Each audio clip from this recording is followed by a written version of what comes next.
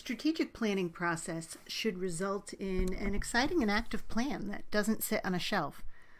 The strategy plan should articulate not only your vision and goals, but the objectives to get you where you want to end up, complete with actions and tactics, responsible parties, resources required, time frame, risks, and obstacles to your success.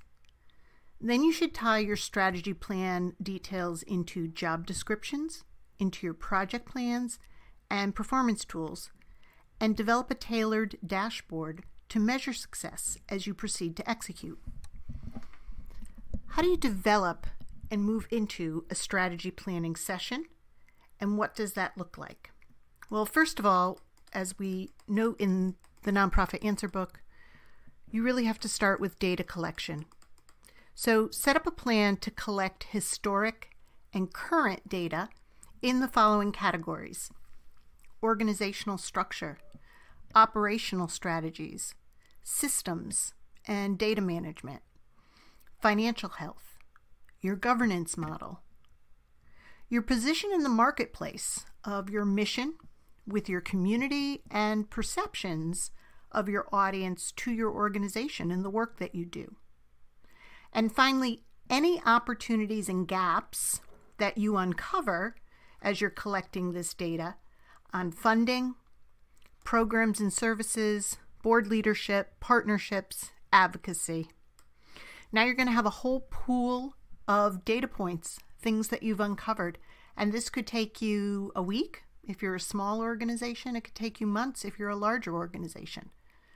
You want to sort through and save all of these data points so that you can illustrate what you've uncovered by category and provide a narrative on what you found in each of those categories.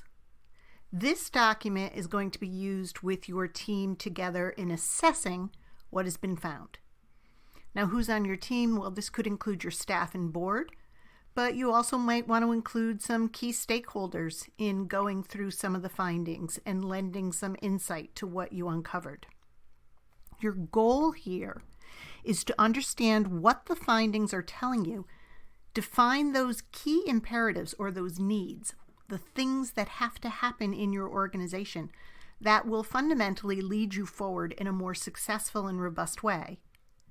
Once you uncover these key imperatives in this assessment process with your team, you're going to use those as the discussion points in guiding your strategy planning session.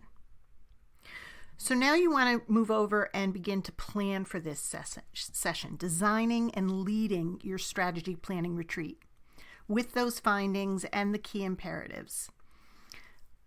The retreat members could obviously include the people that were part of the assessment, but you might want to expand out and get some new ideas in there as well.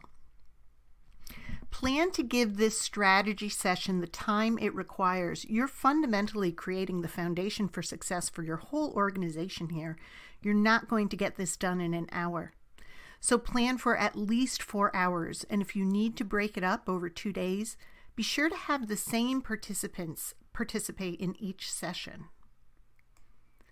Create an agenda and be sure to distribute those key imperatives, those needs you identified, in advance to all of the retreat invitees, and perhaps a list of the important findings that led your team to determine that these were the needs that you chose.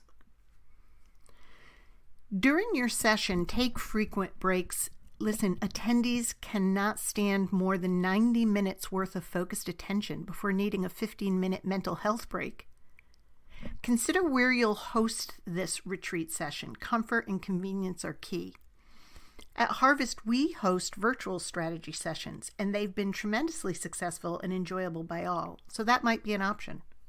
Either way, during your strategy session, use whiteboards, use illustration, give plenty of small group discussion time, and create a guiding tool to get your team to their end goal, which is essentially a strategic outline of the next 3 to 5 years based on the findings that determines what has to be done, who will do it, by when, and what it will cost.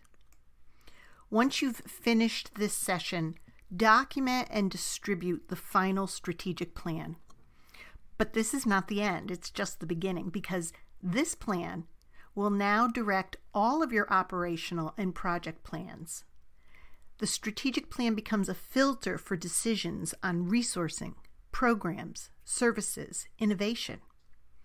It also becomes a performance filter for staff and for volunteers. And finally, it drives the board's planning for their role and performance expectations over the next 3 to 5 years. All actions in your nonprofit lead to your strategy.